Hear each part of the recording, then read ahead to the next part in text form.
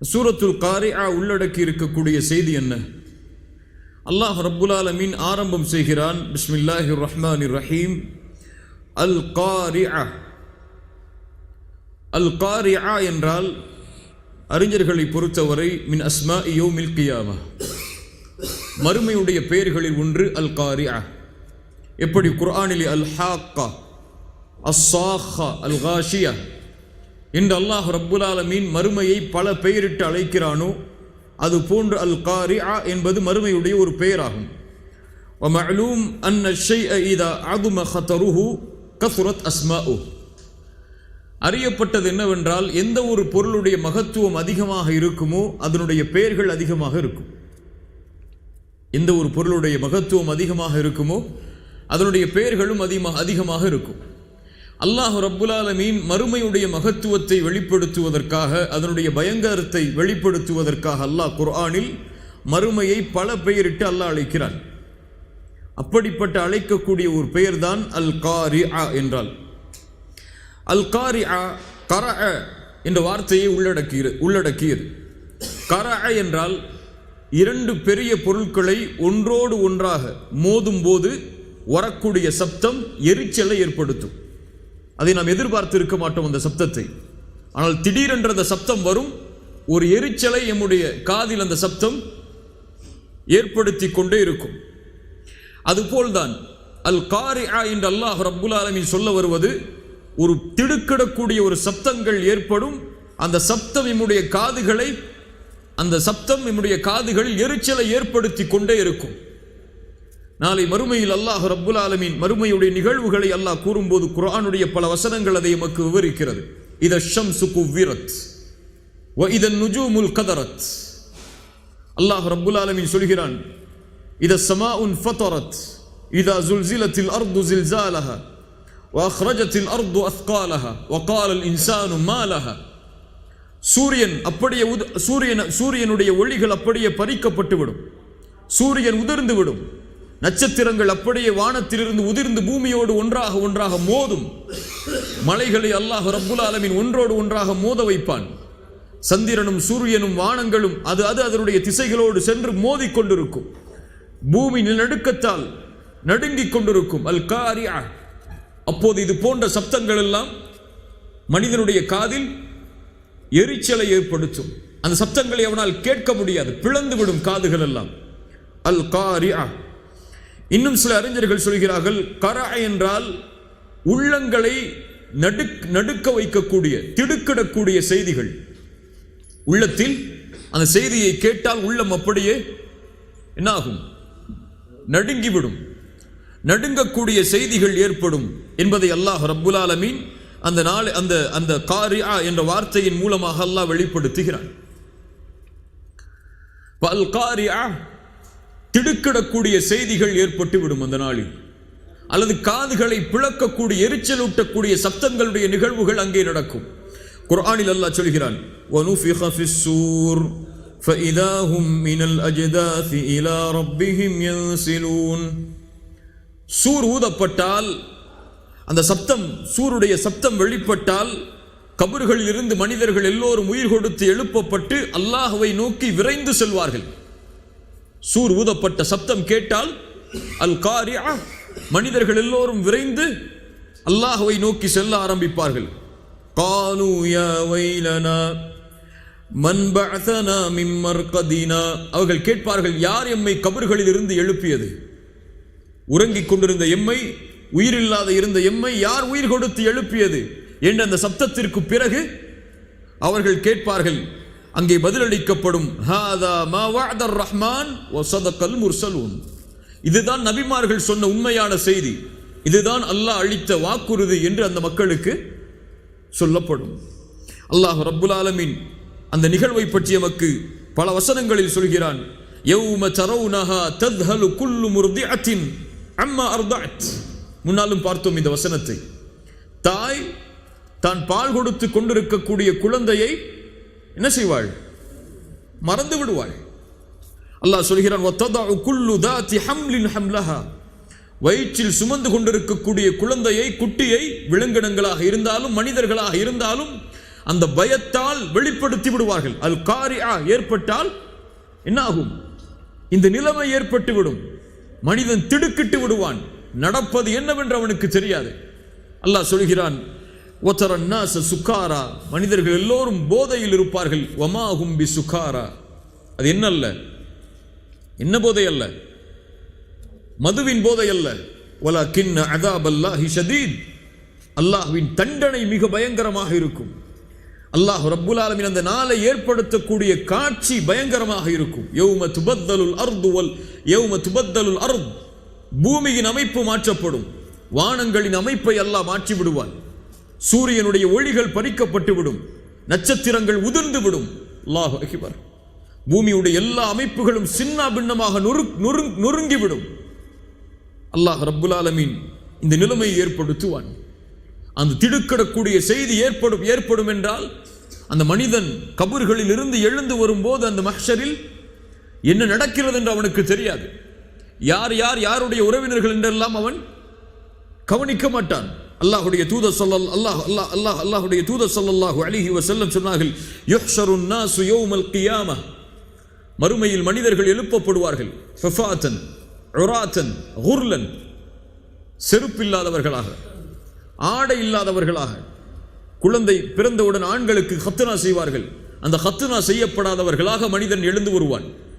ஆயிஷா ரலியல்லாஹு அன்ஹா கேட்டார்கள், யா ரசூலல்லாஹ், ஆண்களும் பெண்களும் ஒரு இடத்திலே இருக்கும்போது நிர்வாணமாக இருந்தால் ஒருவரை பார்க்கிற நேரிடுமே. ரசூலுல்லாஹி ஸல்லல்லாஹு அலைஹி வஸல்லம் சொன்னார்கள், யா ஆயிஷா, அல் அம்ரு அஷத்து மின் அன் யன்துர பஅதுஹும் இலா பஅத், ஒருவரை பார்ப்பதை விட அந்த நாளுடைய பயங்கரம் மிக பயங்கரமானது. சுப்ஹானல்லாஹ். கண்ணுக்கு முன்னால் நிர்வாணமாக ஒரு பெண்ணும் ஆணும் நிற்பார்கள். ஆனால் ஒருவருடைய பார்வை இன்னொருவரை பார்க்க முடியாது. திடுக்கிட்டு நிற்கும் கண்கள் எல்லாம் ஹாஷியத்தன் அபுசாருஹும் தர்ஹக்குஹும் தில்லா. சுப்ஹானல்லாஹ். அல்லாஹ் குர்ஆனில் அதை விவரிக்கிறான் நமக்கு. பார்வைகள் எல்லாம் தாழ்ந்து விடும். அல்லாஹ்வுடைய அந்த அச்சத்தால் அல் காரியா ஏற்பட்டு விட்டால் ஒவ்வொரு மனிதனும் தன் நிலைமையை மட்டுமே கணக்கிட்டு வருவான். அல்லாஹ் ரப்புல் ஆலமீன் அதைத்தான் அல் காரியா என்று சொல்கிறான். அல் காரியா என்றால் திடுக்கிடக்கூடிய நிகழ்வுகள் அல்லது செவிகளை எரிச்சலூட்டக்கூடிய திடுக்கிடக்கூடிய சப்தங்கள். அல் காரியா. மல் காரியா வமா அத்ராக மல் காரியா. சுப்ஹானல்லாஹ். 3 வசனங்களிலும் அல்லாஹ் இதே வார்த்தையை பயன்படுத்துகிறான். அப்படியா இல்லையா? 3 வசனங்களிலும் அல்லாஹ் அல் காரியா என்ற வார்த்தையை பயன்படுத்துகிறான். மல் காரியா, காரியா என்று அல்லாஹ் சொல்லிவிட்டான். அந்த காரியா என்றால் என்னவென்று அல்லாஹ் சொல்ல வேண்டும். மனிதனுடைய இயற்கை அதை கேட்கும். அப்படியா இல்லையா? அல் காரியா என்று அல்லாஹ் சொல்கிறானே, அப்படி என்றால் என்ன? காரியா என்றால் என்ன? மல் காரியா, காரியா என்றால் என்ன? அல்லாஹ் ரப்புல் ஆலமீன் அதனுடைய மகத்துவத்தை உணர்த்துவதற்காக அவனே கேள்வியாக அதை கேட்கிறான். அந்த கேள்விக்குரிய பதிலை அவன் சொல்ல வருகிறான். கொஞ்சம் காத்திருங்கள். அந்த பதிலை அல்லாஹ் ஒரு கேள்வியாக கேட்டு சொல்கிறான். மல் காரியா, காரியா என்றால் என்ன? வமா அத்ராக மல் காரியா. 3வது நபியை பார்த்து அல்லாஹ் நேரடியாக கேட்கிறான், நபியே, அந்த காரியா என்றால் அந்த செய்தியை பற்றிய கல்வி உங்களுக்கு உண்டா? அதை பற்றி நீங்கள் அறிந்திருக்கிறீர்களா? குர்ஆனில் அல்லாஹ் இப்படி கேட்பதற்கு 2 வார்த்தைகளை பயன்படுத்துவான். வமா அத்ராக வமா யுத்ரீக. வமா யுத்ரீக லஅல்லஹு யதஸக்கா. சூரத்து அபஸவில் அல்லாஹ் கேட்கிறான், வமா யுத்ரீக லஅல்லஹு யதஸக்கா வமா அத்ராக மல் காரியா வமா அத்ராக மல் ஹுத்தமா. வமா அத்ராக என்றால் அந்த செய்தியை பற்றிய கல்வியை அல்லாஹ் கொடுப்பான். அல்லாஹ் அந்த கேள்வியை கேட்டான் என்றால் அதனுடைய பதிலை அல்லாஹ் கொடுப்பான். வமா யுத்ரீக என்றால் அந்த பதிலை அல்லாஹ் கொடுக்க மாட்டான். அது அல்லாஹ் தான் அறிந்தவன். நபியே, அதனுடைய செய்தி எதுவும் உங்களுக்கு தெரியாது. வமா யுத்ரீக, நாளை மறுமையை பற்றி எந்த செய்தியும் உங்களுக்கு நபியே, அது எப்போது ஏற்படும் என்ற கல்வி எல்லாம் உங்களுக்கு கிடையாது என்பதற்கு வமா யுத்ரீக என்று அல்லாஹ் சொல்லுவான். வமா அத்ராக என்றால் அதனுடைய முழுமை உங்களுக்கு தெரியாது, அல்லாஹ் அதை விவரிப்பான். வமா அத்ராக மல் காரியா. நபியே, காரியா என்றால் என்னவென்று உங்களுக்கு தெரியுமா? அந்த செய்தியை பற்றிய கல்வி உங்களுக்கு உண்டா? அல்லாஹ் ரப்புல் ஆலமீன் அதை பற்றி சொல்ல வருகிறான். இப்ப 3 முறை அல்லாஹ் ரப்புல் ஆலமீன் காரிஆ காரிஆ காரியா என்ற வார்த்தையை சொல்வதுடைய அர்த்தம் என்ன? அதனுடைய மகத்துவத்தின் மேல் எம்முடைய பார்வை செல்ல வேண்டும் என்பதற்காக, அதை பற்றிய கவனம் எம்முடைய உள்ளத்தில் அதிகமாக வர வேண்டும் என்பதற்காக அல்லாஹ் ரப்புல் ஆலமீன் அதே வார்த்தையை மீண்டும் மீண்டும் வெளிப்படுத்தி கொண்டே வருகிறான். அந்த அல் காரிஆ ஏற்பட்டால் என்ன ஆகும்? அல்லாஹ் சொல்கிறான், யௌம யகூனுன் நாசு கல் ஃபராஷில் மப்தூஸ். யௌம யகூனுன் நாஸ், மனிதர்கள் அந்த நாளில் ஆகிவிடுவார்கள். கல் ஃபராஷ், ஃபராஷ் என்றால் ஈசல்கள், மப்தூஸ் சிதறப்பட்ட அல்லது பிரிக்கப்பட்ட, சிதறப்பட்ட பிரிக்கப்பட்ட ஈசல்களை போல் மனிதர்கள் ஆகிவிடுவார்கள். அல்லாஹ் ரப்புல் ஆலமீன் மனிதர்களை ஒப்பிடுகிறான். எதோடு? ஈசல்களோடு அல்லாஹ் ஒப்பிடுகிறான். ஏன்? ஈசல்களை பார்த்தால் அது ஒரு திசையில் பறக்காது, ஒரு நோக்கத்தோடெல்லாம் அது செல்லாது. உயிர் கொடுத்து அதனுடைய இறக்கை வந்து விட்டால் அது செல்லக்கூடிய திசையும் அதற்கு தெரியாது, எதை நோக்கி செல்கிறோம் என்றும் அதற்கு தெரியாது. அது வெளிச்சமா நெருப்பா என்று கூட அதற்கு தெரியாது. வெளிச்சம் இருந்தால் அதை நோக்கி அது சென்று என்ன ஆகும்? விழுந்துவிடும். நெருப்பிலும் ஈசல் எரியும், அதற்கு தெரியாது நெருப்பு சுடும் என்று.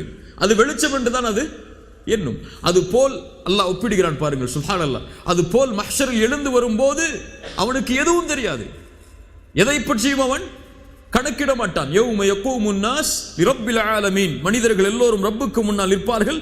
அல்லாஹ் சொல்கிறான், மனிதன் கேட்பான், யௌம யகூலுல் இன்சானு யௌமைதின் ஐனல் மஃபர், எங்கே தங்கக்கூடிய இடம், ஒதுங்கக்கூடிய இடம் எங்கே? எல்லாம் சமதளமாக இருக்கும், எங்கே ஓட முடியும், எங்கே ஒளிய முடியும் என்று மனிதன் கேட்பான்.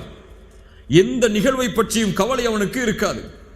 ஈசல்கள் எப்படி தன்னுடைய திசை தெரியாமல் ஓடுமோ, எதை பற்றியும் கவலை இல்லாமல் ஓடுமோ, அது போன்று மனிதன் எதை பற்றியும் கவலைப்படாமல் எழுந்து வருவான். யௌம யஃபிர்ருல் மர்உ மின் அஹீஹி வ உம்மிஹி வ அபீஹி வ ஸாஹிபத்திஹி வ பனிஹி.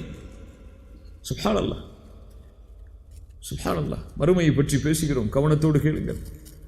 யௌம யஃபிர்ருல் மர்உ மின் அஹீ, சகோதரனை பார்த்து விரண்டு ஓடுவான். வ உம்மிஹி வ அபீஹி, தன்னை பெற்றெடுத்த தாய் தந்தையை பார்த்து பிள்ளை விரண்டு ஓடுவான். இப்படிப்பட்ட நாளாக இருக்கும். அவனுடைய மனைவியை விட்டு, அவனுடைய குழந்தைகளை விட்டு பிள்ளை தந்தை விரண்டு ஓடுவான், கணவன் விரண்டு ஓடுவான் மனைவியை பார்த்து. அவரவர்களுக்கு அவரவர்களின் நிலைமைதான். யாரை பற்றியும் யாரும் கவலைப்பட மாட்டார்கள். ஈசல் தன்னோடு பிறந்த ஈசலை பற்றி கவலைப்படாது. அதற்கு தேவை ஏதாவது வெளிச்சம், அதற்கு தேவை எங்கேயாவது பறக்க வேண்டும், அதற்காக பறந்து கொண்டே இருக்கும். அது போல் ஆகிவிடுவான் மனிதன். ரசூலுல்லாஹி ஸல்லல்லாஹு அலைஹி வஸல்லம் அதை உணர்த்துவதற்காகத்தான் ஃபாத்திமா ரலியல்லாஹு அன்ஹா அவர்களை ஒருமுறை அழைத்தார்கள். யா ஃபாத்திமா, சுப்ஹானல்லாஹ், யா ஃபாத்திமா பின்த் ரசூலில்லாஹ், ரசூலுல்லாஹ்வின் மகள் ஃபாத்திமாவே, சலீனி பிமா ஷிஅ்தி மினத் துன்யா, இந்த உலகத்தில் எதை வேண்டுமோ கேள், தருகிறேன். நான் தந்தை, ரசூலுல்லாஹ் உன்னுடைய தந்தை, எதை வேண்டுமோ கேள், தருகிறேன். லா உக்னி அன்கி மினல்லாஹி ஷைஆ, நாளை மறுமையில் முஹம்மது ரசூலுடைய தந்தை என்பதால் எந்த உதவியும் என்னால் உனக்கு செய்ய முடியாது. ஒரு தந்தை தன்னுடைய பிள்ளையை பார்த்து இந்த வார்த்தையை சொல்ல வேண்டும். இந்த உலகத்திலேயே நான் உன்னை உலகத்திலே பெற்றெடுத்து வளர்க்கலாம், உனக்கு உணவை கொடுக்கலாம், உன் தேவையை நிறைவேற்றலாம், கல்வியை கொடுக்கலாம். ஆனால் நாளை மறுமையில் நீதான் உன்னை பாதுகாக்க வேண்டும், நான் உன்னை பாதுகாக்க முடியாது. நீ நன்மை செய்தால் முன்னேறுவாய், நன்மை செய்யவில்லை என்றால் நரகத்தில் வீழ்வாய். தந்தை என்பதாலோ தாய் என்பதாலோ உறவு என்பதாலோ யாரும் யாரையும் பாதுகாக்க முடியாது. அப்படிப்பட்ட நிலைமை ஏற்பட்டுவிடும். யௌம யகூனுன் நாசு கல் ஃபராஷில் மப்தூஸ். ரசூலுல்லாஹி ஸல்லல்லாஹு அலைஹி வஸல்லம் ஒரு ஹதீஸில் சொன்னார்கள், எனக்கும் ஒரு மனிதனுக்கும் உள்ள உதாரணம், எனக்கும் ஒரு மனிதனுக்கும் உள்ள உதாரணம் ஒத்ததுதான். எப்படி தெரியுமா? அவன் இஸ்தௌகத நாரா, நெருப்பை எரிய வைக்கிறான். சுப்ஹானல்லாஹ். ஃபலம்மா அதாஅத் மா ஹவுலஹு ஜஅல அல் ஃபராஷு, அந்த நெருப்புடைய வெளிச்சம் வெளியே வந்தவுடன் ஈசல்கள், ஃபராஷ் கல் ஃபராஷில் மப்தூஸ், ஈசல்கள் அந்த வெளிச்சத்தை நோக்கி வருகிறது. எரிய வைத்தவன் நேசத்தோடு என்ன செய்கிறான்? ஈசல்கள் வருகிறது என்று அதை தடுக்கிறான், உள்ளே வரவிடாமல் தடுக்கிறான், நெருப்பில் அது விழுந்து விடக்கூடாது என்று. சுப்ஹானல்லாஹ். ஆனால் அதையும் மீறி அது விழுகிறது, அதற்கு தெரியாது அது நெருப்பென்று. அதுபோல்தான் நான் நரகத்தில் இருந்து உங்களை பாதுகாக்க வேண்டும் என்பதற்காக உங்களுடைய இடுப்புகளை பிடித்து இழுக்கிறேன், ஆனால் என்னுடைய கரத்தையும் தாண்டி நீங்கள் விழுந்து விடுகிறீர்கள். சுப்ஹானல்லாஹ். நான் உங்களை குர்ஆன் சுன்னாவுடைய வழியை கூறி உங்களை தடுக்கிறேன் நரகத்தில் இருந்து, ஆனால் நீங்கள் அதை பற்றியெல்லாம் கவலைப்படாமல் ஈசலை போன்று அதை தாண்டியும் விழுந்து விடுகிறீர்கள். ரசூலுல்லாஹி ஸல்லல்லாஹு அலைஹி வஸல்லம் சொன்னார்கள், யௌம யகூனுன் நாஸ் கல் ஃபராஷில் மபுதூஸ். அல்லாஹ் சொல்கிறான், அல் காரியா ஏற்பட்டால் வ தகூனுல் ஜிபாலு கல் இஹ்னில் மன்ஃபூஷ். வ தகூனுல் ஜிபால், மலைகள் ஆகிவிடும். மலைதான் இந்த உலகத்திலேயே அல்லாஹ் படைத்த படைப்பில் உறுதியான படைப்பு, பலமான படைப்பு. மலையை போன்று ஒரு பிரம்மாண்டமான படைப்பு அல்லாஹ்வால் அதை தவிர படைக்கப்படவில்லை. அவ்வளவு பிரம்மாண்டமான உறுதியான படைப்பு மலைகள். உத்தாதா, பூமியை தாங்கி பிடிக்கிறது. அல்லாஹ் சொல்கிறான், தக்கூனுல் ஜிபால், மலைகள் ஆகிவிடும். கல் இஹ்னில் மன்ஃபூஷ். இஹ்ன் என்றால் கம்பளி. பல நிறங்களுடைய கம்பளிக்கு இஹ்ன் என்று சொல்லப்படும். ஒரு நிறமுடைய கம்பளிக்கு வேறு. இஹ்ன் என்றால் பல நிறங்கள், பல நிறங்களுடைய கம்பளி பஞ்சுகளை போல். அல் மன்ஃபூஷ், அந்த கம்பளிகளை ஒன்று சேர்த்து ஒன்று கொடுத்து அதை நன்றாக தைத்து மென்று பஞ்சுகளாக மாற்றுவோமா இல்லையா, அதற்குத்தான் நஃபஷ என்று சொல்லப்படும். கல் மன்ஃபூஷ், கல் ஃபராஷில் கல் இஹ்னில் மன்ஃபூஷ். அந்த கம்பளிகளை ஒன்று சேர்த்து அதை லேசாக்கி அதை வைத்தால் எப்படி ஃபூ என்று ஊதினால் பறந்து விடுமோ, அது போன்று பல மலைகளை அல்லாஹ் ரப்புல் ஆலமீன் கொண்டு வந்து ஒன்றாக்கி என்னாக்கி விடுவான், பஞ்சுகளை போல் அல்லாஹ் மாற்றி பறக்க விட்டு விடுவான். ஏன் அல்லாஹ் மலைகளை சொல்கிறான்? உறுதியான மலைகளுடைய நிலைமையே அப்படி மாறும் என்றால் வேறு என்ன? அதானே இல்லை. அந்த உறுதியான மலைகளே பஞ்சுகளை போல் பறக்க விடப்படும் என்றால் நீ எல்லாம் யார்? மற்ற படைப்புகள் எல்லாம் என்ன ஆகும் அந்த வறுமையில்? கல் ஃபராஷில் கல் இஹ்னில் மன்ஃபூஷ். அல்லாஹ் ரப்புல் ஆலமீன் மலைகளை ஒன்று சேர்ந்து இருக்கக்கூடிய கொட்டப்பட்ட பஞ்சுகளை போல் அல்லாஹ் ஆக்கி அதனுடைய தன்மைகளை பறக்குமாறு அல்லாஹ் ரப்புல் ஆலமீன் ஆக்கி விடுவான். அல்லாஹ் சொல்கிறான் வேறொரு வசனத்தில், வயஸ்அலூனக அனில் ஜிபால் ஃபகுல் யன்சிஃபுஹா ரப்பி நஸ்ஃபா. அல்லாஹ் தூசிகளாக அதை மாற்றி பறக்க விட்டு விடுவான். வயதருஹா காஅன் ஸஃப்ஸஃபா, பூமி அப்படியே சமதளமாக மாறிவிடும். லா தரா ஃபீஹா இவஜௌ வல அம்தா, அதில் பலமான அதில் பாறைகளையோ அல்லது பள்ளத்தாக்குகளையோ குன்றுகளையோ நீங்கள் அதில் பார்க்க மாட்டீர்கள். அவ்வளவு பெரிய உறுதியை அல்லாஹ் ரப்புல் ஆலமீன் ஆட்டி விடுவான். மஹ்ஷரில் மலைகள் எல்லாம் பஞ்சாக மாற்றப்பட்டு விடும். ஏன்? உறுதியெல்லாம் பலமெல்லாம் யாரிடத்தில் தான் ஒன்று சேர்ந்து விடும்? அல்லாஹ்விடத்தில். அல்லாஹ் ரப்புல் ஆலமீன் எல்லா படைப்புகளையும் அழித்ததற்கு பிறகு அவனை தவிர அந்த உலகத்தில் யாரும் இல்லாத நேரத்தில் அல்லாஹ் கேட்பான், லிமனில் முல்குல் யௌம், இந்த நாளுடைய அதிகாரம் யாரிடத்தில் இருக்கிறது? பெருமை அடித்தவர்கள் எங்கே? ஐனல் முத்தகப்பிரூன் ஐனல் ஜப்பாரூன், ஆட்சி செய்து பெருமை அடித்தவர்கள் எங்கே? அதிகாரம் அடித்தவர்கள் எங்கே? தான் என்று மமதையில் வாழ்ந்தவர்கள் எங்கே? அனல் மலிக். அல்லாஹ் சொல்வான், நான் தான் அரசன். அதற்கு யார் பதிலளிக்க முடியும்? லில்லாஹில் வாஹிதில் கஹார், அதிகாரங்கள் எல்லாம் அடக்கி ஆளக்கூடிய அந்த ரப்பிடத்திலேயே ஒன்று சேர்ந்து விடும். அல்லாஹ் அவனுடைய மகத்துவத்தை இந்த வசனங்களில் வெளிப்படுத்துகிறான். அல்லாஹ் அதற்கு பிறகு சொல்கிறான், சுப்ஹானல்லாஹ், ஃபஅம்மா மன் தக்குலத் மவாசீனு, அங்கே எந்த கணமும் இருக்காது, மறுமையில் எந்த உறுதியும் இருக்காது, எல்லா உறுதிகளும் தளர்ந்து விடும். அல்லாஹ் அதற்கு பிறகு எப்படி சொல்கிறான் பாருங்கள், ஃபஅம்மா மன் தக்குலத் மவாசீனு, மேலும் யாருடைய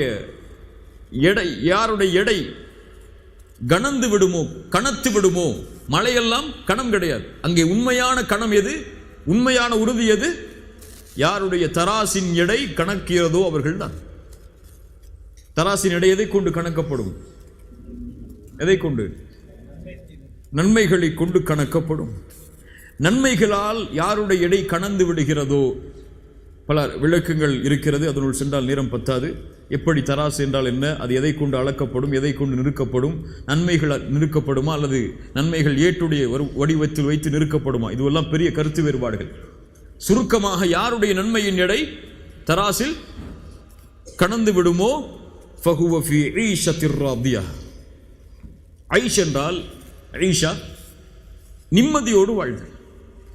நிம்மதி என்றால் அவருக்கு உணவோ அல்லது தங்குமிடம் பற்றிய கவலையோ எதுவும் இருக்காது, எல்லாம் அவருக்கு கிடைத்திருக்கும்.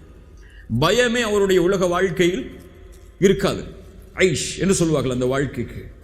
ஃபஹுவ ஃபீ ஈஷத்திர் ராதியா. யார் இப்படி யாருடைய எடை மறுமையில் கனந்து விடுகிறதோ அவர்கள் ஈஷா நிம்மதியுடைய வாழ்க்கையோடு, ராதியன் பொருத்தத்துடைய வாழ்க்கையோடு வாழ்வார்கள். அவர்கள் கொடுக்கப்பட்ட அந்த வாழ்க்கையை பொருந்திக் கொண்டு அவர்களுக்கு அல்லாஹ் ரப்புல் ஆலமீன் அப்படிப்பட்ட வாழ்வை அளிப்பான். பொருந்தக்கூடிய வாழ்வு எங்கு கிடைக்கும்? உலகத்தில் எதை கொடுத்தாலும் மனிதன் பொருந்திக் கொள்ள மாட்டான்.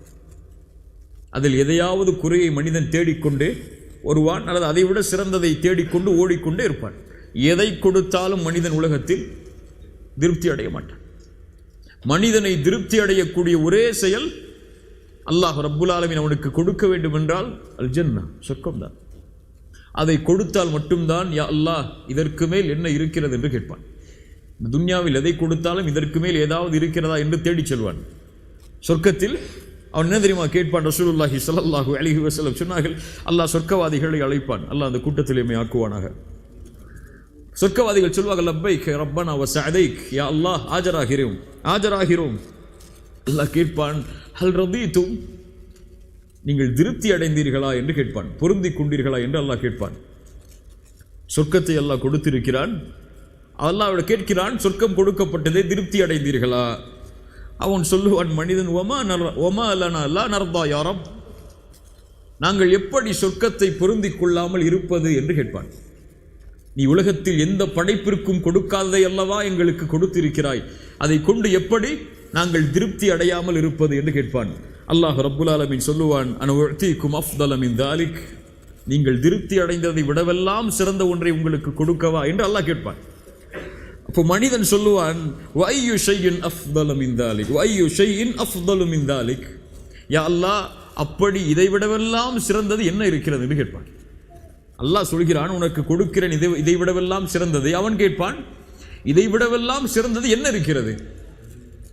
சுப்ஹானல்லாஹ். அல்லாஹ் ரப்புல் ஆலமீன் சொல்லுவான், உஹில்லு அலைக்கும் ரித்வானி ஃபல அஸ்கத்து அலைக்கும் பஅதஹு அபதா, என் பொருத்தத்தை உங்களுக்கு ஹலாலாக்குகிறேன், இதற்கு மேல் உங்கள் மேல் நான் கோபப்பட மாட்டேன். அல்லாஹ்விடமிருந்து இந்த வார்த்தை கேட்டால் ஃபஹுவ ஃபீ ஈஷத்திர் ராதியா, ஃபஹுவ ஃபீ ஈஷத்திர் ராதியா, அவர் பொருந்தக்கூடிய வாழ்வோடு, நிம்மதியுடைய வாழ்வோடு அவன் மறுமையில் இருப்பான். யாருடைய நன்மையின் எடை கணக்கிறதோ அதுதான் உறுதி, அதுதான் வெற்றி. அல்லாஹ் அதற்கு பிறகு சொல்கிறான், வஅம்மா மன் கஃபத் மவாசீனு, யாருடைய எடை லேசாகி விடுகிறதோ, யானி என்ன அர்த்தம்? நன்மைகள் இல்லாமல் தீமைகள் அதிகரித்து நன்மையின் எடை யாருக்கு லேசாகி விடுகிறதோ ஃபஉம்முஹு ஹாவியா. சுப்ஹானல்லாஹ்.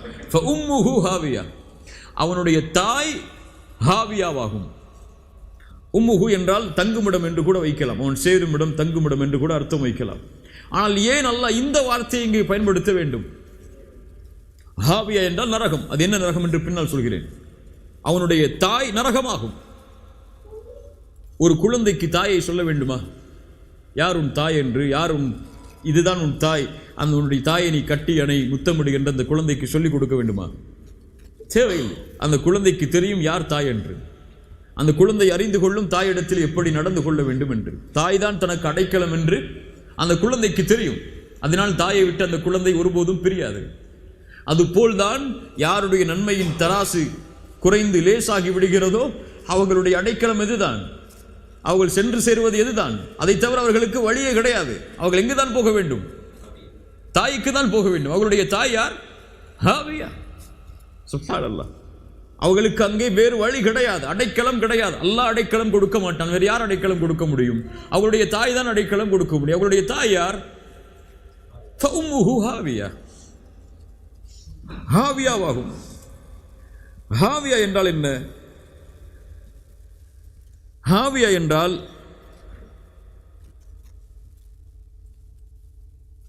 அறிஞர்களை பொறுத்தவரை இந்த அரபி வார்த்தை பயன்படுத்தப்படும் கடுமையான சிரமத்தில் இருக்கக்கூடிய ஒரு மனிதனுக்கு. கடுமையான சிரமம், அதை விட சிரமம் அவனுக்கு கிடையாது.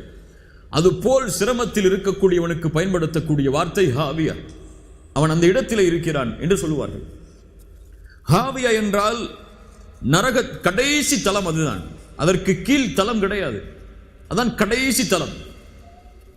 அப்போ உம்முஹு ஹாவியா என்றால் நரகத்துடைய கடைசி தலம். அதான் நரகம் என்பது கீழிருந்து மூட்டப்படும் நெருப்பு.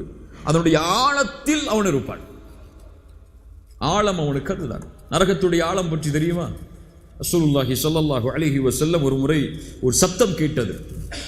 சஹாபாக்களோடு அமர்ந்திருக்கும் போது ரசூலுல்லாஹ் கேட்டார்கள், தத்ரூன மா ஹாதா, சப்தம் என்னவென்று உங்களுக்கு தெரியுமா? சஹாபாக்கள் சொன்னார்கள், அல்லாஹு வ ரசூலுஹு அலம், ரசூலும் அல்லாஹும் தான் அறிந்தவர்கள். ரசூலுல்லாஹ் சொன்னார்கள், ஹாதா ஹஜருன் ரூமிய பிஹி ஃபின்னார் முந்து 70 ஹரீஃபா. இது ஒரு கல் 70 ஆண்டுகளுக்கு முன்னால் நரகத்தின் மேலே போடப்பட்டது. அது அதனுடைய அடித்தளத்தை இப்போதுதான் அடைந்திருக்கிறது என்று சொன்னார்கள். அது ஒரு பாறையில் மோதும் போது வரக்கூடிய சப்தத்தை போன்று இப்போதுதான் அது அடித்தளத்தை அடையவிருக்கிறது என்று சொன்னார்கள். 70 ஆண்டுகள் போடப்பட்டாலும் அந்த கல் நரகத்துடைய கீழே சென்றடையாது. அவ்வளவு ஆழம். அந்த ஆழம் என்பது முழுக்க நரக நெருப்பால் சூழ்ந்தது. அந்த நெருப்பில் அடித்தட்டில் ஹாவியா என்ற நரகம் இருக்கும். ஹாவியா, யாருடைய நன்மையின் எடை குறைந்து லேசாகி விடுகிறது அவனுடைய தராசு, அவன் ஹாவியா என்ற நரகத்தை சென்றடைவான். அல்லாஹ் அதை மேலும் தெளிவுபடுத்துவதற்கு கேட்கிறான், வமா அத்ராக மா ஹியா. அந்த ஹாவியா என்ற நரகம் என்றால் என்னவென்று தெரியுமா? மா ஹியா, அது என்னவென்று உங்களுக்கு தெரியுமா? அப்ப என்ன அல்லாஹ் சொல்ல போறான் அர்த்தம். அது என்னன்னு சொல்லி அம்மா யுத்ரீக்கனா அல்லாஹ் சொல்ல மாட்டான்னு அர்த்தம். அம்மா அத்ராக அல்லாஹ் சொல்ல போறான். அது என்ன? நாருன் ஹாமியா, அது நெருப்பு. ஹாமியா என்றால் ஒரு விஷயத்தை சூடு காட்டுதல், அதுக்கு மேல சூடு காட்ட முடியாது. அதை அப்படி இறுதி எல்லை வரை சூடு காட்டப்பட்ட நரக நெருப்பு. அப்ப அது கீழ்த்தளத்தில் தான் இருக்கணும், இல்லையா? இல்லையா? மேல்தளத்தில் இருக்கக்கூடிய நெருப்பை விட கீழ்த்தளத்துக்கூடிய நெருப்பு தான் அதிகமான சூடானது. அதான் அல்லாஹ் சொல்றான், ஹாவியா வமா அத்ராக மா ஹியா நாருன் ஹாமியா. நரக நெருப்பு எவ்வளவு தூரம்? ரசூலுல்லாஹி ஸல்லல்லாஹு அலைஹி வஸல்லம் சொன்னார்கள், நாருக்கும் ஹாதிஹி அல்லதி யூகிது இப்னு ஆதம் ஜுஸ்அம் மின் 70 ஜுஸ் மின் ஹர்ரி ஜஹன்னம். நரகத்துடைய நெருப்பு உலக நெருப்பில் நரக நெருப்பில் 70 ஒரு பங்குதான். உலகத்தில் நாம் எரிக்கக்கூடிய நெருப்பு எதுதான்? நரக நெருப்பில் 70 ஒரு பங்குதான். ஒரு பங்குதான் இந்த உலகத்துடைய நெருப்பு. இதையே நம்மால தொட முடியாது ஒரு நிமிஷத்துக்கு மேல, இல்லையா? இதையே நமக்கு ஒரு வெண்ணி சட்டியை சூடு வச்சா கூட துணி இல்லாம இறக்க முடியாது. நரக நெருப்பு இதை விட 69 மடங்கு மேலானது. ரசூலுல்லாஹி ஸல்லல்லாஹு அலைஹி வஸல்லம் இடத்திலே நபித்தோழர்கள் கேட்டார்கள், யா ரசூலுல்லாஹ், இதுவே போதுமானது, உலக நெருப்பே போதுமானது ஒரு மனிதனை அழிப்பதற்கு, தண்டிப்பதற்கு. ரசூலுல்லாஹி ஸல்லல்லாஹு அலைஹி வஸல்லம் சொன்னார்கள், அது சூடு காட்டப்பட்டு 69 மடங்காக மாறி இருக்கிறது. குல்லுஹா மிஸ்லு ஹர்ரிஹா, அதனுடைய ஒவ்வொரு மடங்கும் இந்த உலக நெருப்பை போன்றிருக்கும். உலகத்துடைய எல்லா நெருப்புகளையும் ஒன்று சேர்த்து ஒரு இடத்தில் எரித்தாலும் அது நரக நெருப்பில் 69 70 ஒரு மடங்கு தான். ஹாமியா, அதிலும் அந்த நெருப்பு பயங்கரமாக சூடு காட்டப்பட்டது. அதுதான் ஹாவியா என்ற நரகமாகும், அந்த நரகத்துடைய நெருப்பாகும். சுப்ஹானல்லாஹ், அல்லாஹ் ரப்பல் ஆலமீன் நரக நெருப்பை விட்டு எம்மை பாதுகாப்பானாக. ரசூலுல்லாஹ் அழுதார்கள், நபித்தோழர்கள் அழுதார்கள். நரகத்தை பற்றி பேசப்பட்டால், நரகம் சொல்லப்பட்டால் அவர்கள் நடுங்கினார்கள். நாமெல்லாம் சாதாரணமாக அதை எண்ணிக்கொண்டிருக்கிறோம். நபிமார்கள் பயந்ததை, ரசூல்மார்கள் பயந்ததை நாம் சாதாரணமாக எண்ணிக்கொண்டிருக்கிறோம். சிராத்துடைய பாலம், சிராத் என்ற பாலம் நரகத்தின் மேல் அமைக்கப்படும். ரசூலுல்லாஹ் சொன்னார்கள், நபிமார்கள் அதை கடக்கும் போது அவர்கள் பேசுவார்கள், அவர்களும் பேசுவது, யா ரப் சல்லிம் சல்லிம், இப்ராஹிம் அலைஹிஸ்ஸலாம் சொல்லுவார்கள், யா அல்லாஹ் என்னை பாதுகாத்து விடு, யா அல்லாஹ் என்னை பாதுகாத்து விடு. யார்? அல்லாஹ்வின் நண்பர் சொல்லுவார். மூசா அல்லாஹ்விடத்திலே பேசிய நபி சொல்லுவார், யா ரப் சல்லிம் சல்லிம், யா அல்லாஹ் என்னை பாதுகாத்து விடு. ஈசா அலைஹிஸ்ஸலாம், யா ரப் சல்லிம் சல்லிம். நாமெல்லாம் யார் எம்மாத்திரம், எந்த நன்மையை வைத்திருக்கிறோம், எந்த அமலை வைத்திருக்கிறோம் அந்த நரகத்திலிருந்து எம்மை பாதுகாப்பதற்கு? ஒன்றும் கிடையாது, ஒன்றும் கிடையாது. அல்லாஹ் ரப்புல் ஆலமீன் நம்மை தூய்மைப்படுத்துவானாக. அல்லாஹும்ம இன்னா நஊது பிக மின் அஸாபின் நார். ரசூலுல்லாஹி ஸல்லல்லாஹு அலைஹி வஸல்லம் ஒவ்வொரு தொழுகையிலும் பாதுகாப்பை தேடுவார்கள். அல்லாஹும்ம இன்னி அஊது பிக மின் அஸாபி ஜஹன்னம், ஜஹன்னமுடைய வேதனையிலிருந்து அல்லாஹ் என்னை பாதுகாத்து விடு என்று ரசூலுல்லாஹ் கேட்டார்கள். இப்ராஹிம் அலைஹிஸ்ஸலாம் அல்லாஹ்விடத்திலே கேட்பார்கள், வலா துஹ்ஸினி யௌம யுபஅஸூன், யா அல்லாஹ் என்னை கேவலப்படுத்தி விடாதே அந்த மறுமை நாளில் என்று. எது கேவலம்? நரகத்துடைய காற்றை ஒருவன் சுவைத்தால் போதும், அவன் நறுமணத்தால் நுகர்ந்தால் போதும், அதுதான் மிகப்பெரிய கேவலம். எது இன்பம்? சொர்க்கத்தில் அவன் நுழைந்தால் அதுதான் இன்பம்.